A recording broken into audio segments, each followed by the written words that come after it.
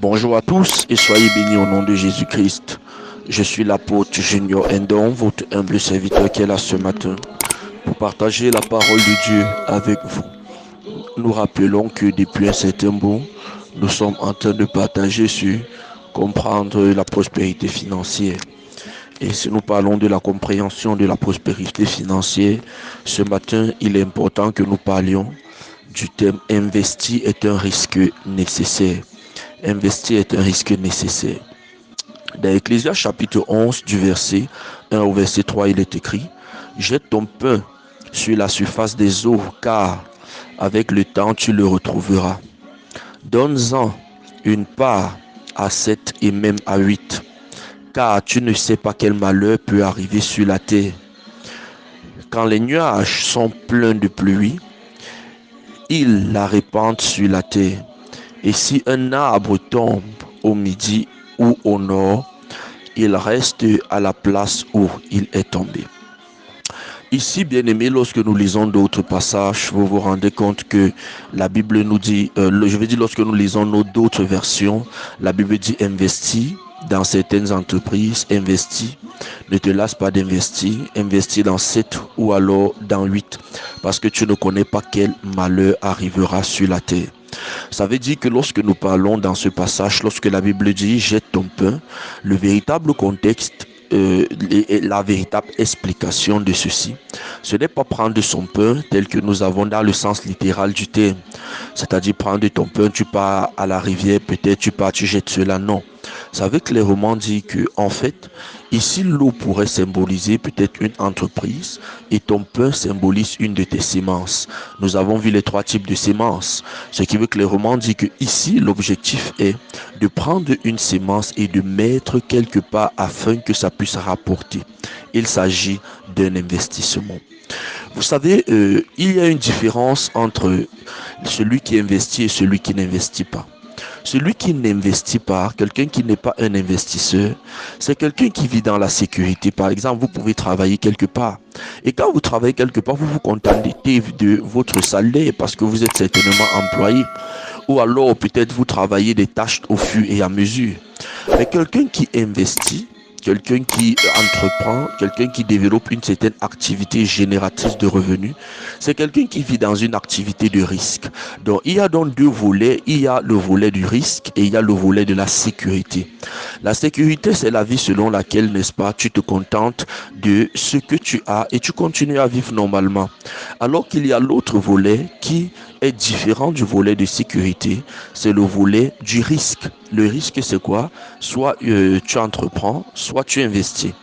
Et maintenant, on a tendance à dire, parce que beaucoup de gens ont tendance à dire, j'ai peur peut-être d'investir parce que, où je suis ici, je vais perdre de l'argent. J'ai peur d'investir parce que je peux mettre mon argent quelque part et ça ne fonctionne pas. Mais vous vous rendez compte que la Bible ici nous fait comprendre que jette ton pain dans la surface des eaux, mais avec le temps, tu le retrouveras. On dit clairement, tu peux donner à 7, tu peux donner à 8, c'est-à-dire tu peux mettre dans beaucoup d'endroits, mais avec le temps, ce sera bien parce que tu ne connais pas quel est le malheur qui arrivera sur la terre. Est-ce que tu as déjà réfléchi si peut-être certaines situations telles que une guerre mondiale arrivait, ou ça peut pas ne peut être une guerre mondiale, ça peut être une pandémie, un peu comme le Covid. Lorsque le Covid était arrivé, beaucoup ont perdu leur emploi, beaucoup ont commencé à souffrir, beaucoup ont commencé à pleurer. Pourquoi? Parce que beaucoup de gens s'étaient contentés uniquement sur une activité. Mais imaginez que vous avez peut-être une multitude d'activités que vous êtes en train de faire, que vous êtes en train de développer, dans quoi vous avez investi dans plusieurs paliers différents. Ça fait que lorsque malheur arriverait même sur la terre, tu ne seras pas atteint. C'est pourquoi c'est important de considérer le volet du risque. Lorsqu'on investit à un moment donné, il y a cette tendance à croire et à penser que on est en train de jeter notre argent, que tu es en train de jeter ton argent, que tu es en train de mettre, ou alors, je veux dire, tu mets ton argent, tu oublies, n'est-ce pas? Il y a cette tendance, et c'est vrai parce que l'investissement, c'est un risque. Parce que lorsque tu mets ton argent quelque part, tu ne sais pas s'il y aura rentabilité ou pas. Mais il y a ce qu'on appelle des lois dans la nature. Et chaque fois qu'on sème, on s'attend à une moisson. Et vous savez, la nature même nous a enseigné, nous a donné une certaine foi. La foi selon laquelle, avez-vous déjà vu un cultivateur qui part, il met peut-être le maïs quelque part et il ne s'attend pas à une récolte peut-être dans 3 mois. Mais ce qui se passe aussi, c'est qu'en mettant le maïs, il y a tellement de risques. Il y a un risque de sécheresse, il y a un risque que les animaux peuvent venir manger ce qui est dans le sol, et ainsi de suite. Ce qui veut clairement dire, mais ça ne t'empêche pas de partir s'aimer. Or, ça c'est juste au niveau de la production. Qu'en est-il maintenant dans le secteur de l'information, le secteur de la transformation, ainsi de suite. Ce qui veut clairement nous dire que c'est vrai, investir est un risque, mais c'est un risque important. C'est un risque nécessaire.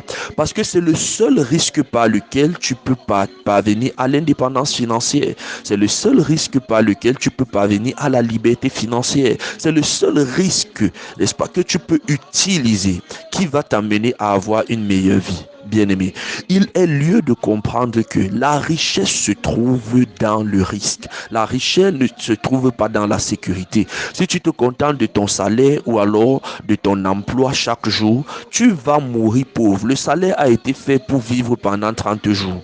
Le salaire n'a pas été fait pour parvenir à un certain système. Même Dieu, lorsqu'il voit le système monétaire, il te dit, jette ton pain à la surface de l'eau. Donc, lorsque tu es là, il faut réfléchir, analyser, côtoyer des personnes qui ont une expérience dans ce secteur afin de t'imprégner. Et c'est parfois, quand on se dit, on a peur de perdre de l'argent et c'est pourquoi on ne s'intègre pas, c'est pourquoi on n'investit pas. Si tu as peur de perdre de l'argent, c'est pourquoi tu n'investis pas. Sois-en sûr, c'est que tu vas aussi mourir pauvre parce que soit tu acceptes parfois même faire des erreurs, parfois même parce que c'est possible que tu perdes de l'argent, c'est possible que tu perdes même d'énormes sommes d'argent. Vous ne verrez jamais un entrepreneur ou alors un grand investisseur qui vous dira qu'il n'a jamais perdu de l'argent, mais vous verrez toujours un pauvre qui vous dira qu'il n'a jamais perdu. C'est-à-dire prendre ce chemin de risque, c'est important, mais la vérité c'est que avec le temps, tu retrouveras tout ce que tu as perdu et même plus que cela. Parce que c'est le chemin de la prospérité financière. Le chemin du risque, c'est le chemin de la prospérité financière. Si tu ne veux pas prendre de risque, sois-en sûr, c'est que tu vas mourir pauvre. Donc, il est donc important de développer la pensée d'investir dans des activités. Parce que lorsque tu investis constamment, la Bible nous dit, quand les nuages sont pleins de pluie, ils la répandent sur la terre. C'est-à-dire, quand tu le fais, tu investis, tu passes beaucoup de temps à le faire. À un moment donné, il y a des choses qui, n'est-ce pas, vont donner. Et ce qui va donner, ça va combler tout ce que tu as déjà perdu. C'est le système monétaire. Si en fait, tu te dis, voici le chemin par lequel je vais passer, et tu commences à le faire, peut-être les débuts pourront ne pas être faciles, mais ça va te permettre d'apprendre, ça va te permettre de donner une certaine expérience. Et au travers de cela, tu seras forgé. Mais lorsque tu persévéreras ainsi, la pluie va couler. Et lorsque la pluie vient, la pluie parle de bénédiction, ça parle d'abondance. Je décrète cela dans ta vie dans le nom puissant de Jésus-Christ.